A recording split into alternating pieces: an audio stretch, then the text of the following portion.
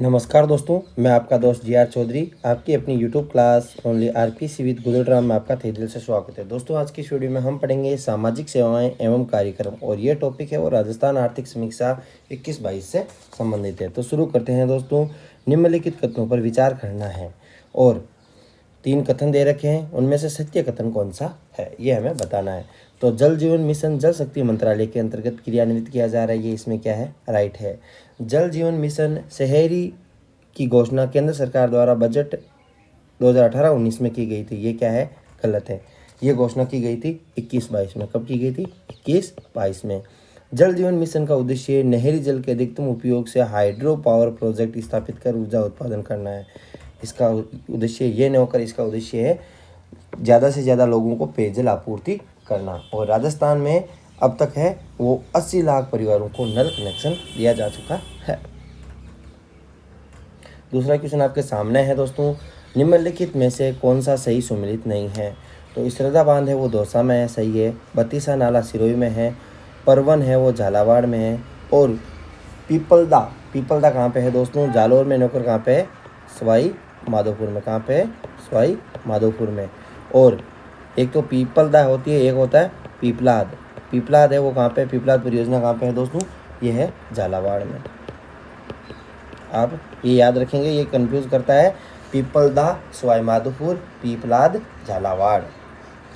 तीसरा क्वेश्चन दोस्तों आपके सामने है कि निम्नलिखित में से कौन सा कथन एमडीएम यानी मिड डे मील योजना के संबंध में सत्य नहीं है? तो कौन सा कथन है वो सत्य नहीं है? तो ये केंद्र प्रायोजित योजना, राइट है। शुरुआत 1995 में हो, ये भी राइट है। इस योजना का प्रमुख उद्देश्य बालिकाओं, ये इसमें क्या है, गलत है। ये योजना केंद्र सरकार के शिक्षा मंत्रालय के तहत संचालित की जा रही है, तो ऑप्शन नंबर सी इसमें क्या होगा, राइट होगा। राजस्थान में समेकित बाल विकास सेवाओं की शुरुआत किस जिले में की गई थी?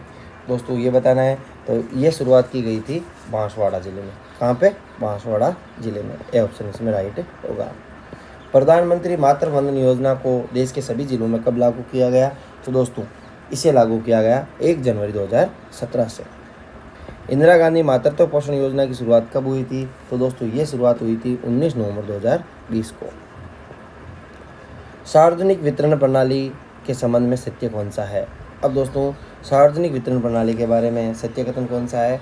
तो ये भारत सरकार के उपभोक्ता मामले, खाद्य एवं सार्वजनिक वितरण मंत्रालय के तहत स्थापित खाद्य सुरक्षा प्रणाली है, राइट है। इसकी शुरुआत 1974 में हुई थी, ये भी राइट है। सार्वजनिक वितरण प्रणाली एनपीडीएस के पर्यवेक्षण एवं निगरानी की जिम्मेदारी राज्य सरकार को दी गई है। उचित मूल्य की दुकानों पर नेटवर्क के माध्यम से गेहूँ, चावल, चीनी जैसी आवश्यक वस्तुओं का वितरण मासिक आधार पर किया जाता है। तो चारों ऑप्शन 1, 2, 3 और 4 इसमें क्या है, राइट है। अब दोस्तों सार्वजनिक प्रणाली यानी भारत में गरीबों को ध्यान में रखते हुए एक प्रणाली शुरू हुई थी 1997 में।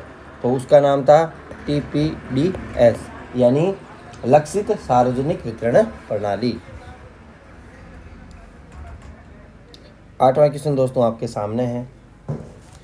8वां क्वेश्चन है निम्नलिखित कथनों पर विचार करना है। तो कौन सा कथन असत्य बताना है? तो राष्ट्रीय पोषण अभियान एकीकृत बाल विकास योजना को कवर करने वाली एक अम्ब्रेला योजना है, ये तो सत्य है। राष्ट्रीय महिला कल्याण कोष का संचालन भारतीय जीवन यानी LIC निगम की सहायता से वर्ष 2006-07 में किया जा रहा है, ये भी राइट है। तो इनमें से असत्य कोई भी नहीं है। वहनीय मूल्यों पर गुणवत्ता युक्त खाद्यान्न उपलब्ध कराने के उद्देश्य से भारत सरकार द्वारा राष्ट्रीय खाद्य सुरक्षा अधिनियम कब लाया गया? तो दोस्तों ये अधिनियम लाया गया 2013 में। One nation one ration card योजना के संबंध में कौन सा कथन असत्य है? अब दोस्तों असत्य कथन बताना है। योजना की शुरुआत 2019 में हुई थी। इस योजना का प्रमुख उद्देश्य प्रत्यक्ष लाभ हस्तांतरण प्रणाली को मजबूत करना, ये गलत है। इस योजना में राशन कार्ड में अंतर राज्य प्रोबेबिलिटी को सक्षम बनाया गया, ये राइट है। इस योजना में सर्वाधिक लाभ प्रवासी गरीब परिवारों को मिलेगा, ये भी इसमें क्या, राइट है। दिसंबर 2021 तक राजस्थान के 4.21 लाख लोगों का आधार है वो इस योजना में किया जा चुका है। बी ऑप्शन इसमें होगा। उपभोक्ताओं के हितों की रक्षा के उद्देश्य से उपभोक्ता संरक्षण अधिनियम कब लाया गया? दोस्तों यह अधिनियम लाया गया 2019 में।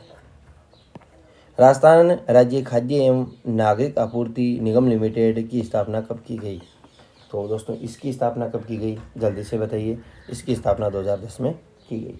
तो कंपनी अधिनियम 1956 के तहत है वो राजस्थान राज्य खाद्य नागरिक आपूर्ति निगम लिमिटेड की स्थापना की गई थी वर्ष 2010 में। तो कंपनी अधिनियम के तहत 1956 के कंपनी अधिनियम के तहत है वो वर्ष 2010 में स्थापना की गई थी। और दोस्तों 27 दिसंबर 2010 से इसने कार्य प्रारंभ किया था। कार्य कब किया था, 27 दिसंबर 2010 से कार्य शुरू किया था। और चीनी वितरण के लिए राज्य सरकार द्वारा नियुक्त नोडल एजेंसी कौन सी है, यह है वो राजस्थान राज्य खाद्य नागरिक आपूर्ति निगम लिमिटेड है, वो चीनी वितरण के लिए नोडल एजेंसी है। मुख्यमंत्री अनुप्रीत कोचिंग योजना के संबंध में कौन सा कथन सत्य है। तो मुख्यमंत्री अनुप्रीत कोचिंग योजना के संबंध में सत्य कथन कौन सा है, तो योजना के तहत पात्र अभ्यर्थी की पारिवारिक वार्षिक आय सीमा है वो 8 लाख रुपए से ज़्यादा नहीं होनी चाहिए। बी ऑप्शन इसमें होगा। मुख्यमंत्री कन्यादान योजना का पात्रता का आधार क्या है, तो मुख्यमंत्री कन्यादान योजना पात्रता का आधार है वो अनुसूचित जाति से संबंधित परिवार हो बीपीएल, अनुसूचित जनजाति से संबंधित बीपीएल परिवार हो, पालनहार योजना के लाभार्थी हो, उपयुक्त सभी। डी ऑप्शन इसमें राइट होगा। इंदिरा गांधी राष्ट्रीय वृद्धावस्था पेंशन योजना की शुरुआत कब की गई थी, तो इंदिरा गांधी राष्ट्रीय वृद्धावस्था पेंशन योजना की शुरुआत कब हुई थी दोस्तों, तो ये हुई थी 2007 में। 16वां क्वेश्चन आपके सामने है दोस्तों। मुख्यमंत्री वृद्धावस्था पेंशन समान पेंशन योजना के तहत 75 वर्ष से अधिक आयु के पात्र अभ्यर्थियों को कितने रुपए मासिक पेंशन दी जाती है, तो कितने रुपए दोस्तों पेंशन दी जाती है, जल्दी से बताना है। तो ये पेंशन दी जाती है 1000 रुपये मात्र। लघु एवं सीमांत वृद्धजन कशिक समान पेंशन योजना की शुरुआत कब की गई थी, तो दोस्तों ये शुरुआत की गई थी 2019 में। पालनहार योजना का संचालन राज्य सरकार के किस विभाग के तहत किया जाता है, तो पालनहार योजना का संचालन सामाजिक न्याय एवं अधिकारिता विभाग द्वारा। डॉक्टर साविताबेन अम्बेडकर अंतर्राष्ट्रीय विवाह योजना के तहत पात्र लाभार्थी को प्रोत्साहन के रूप में कितनी राशि दी जाती है, तो दोस्तों ये राशि दी जाती है 5 लाख रुपए। अगला है नवजीवन योजना का संबंध किससे है। अब दोस्तों नवजीवन योजना है वो अवैध शराब निर्माण करने वाले समुदायों को आजीविका प्रदान करने से संबंधित है नवजीवन योजना।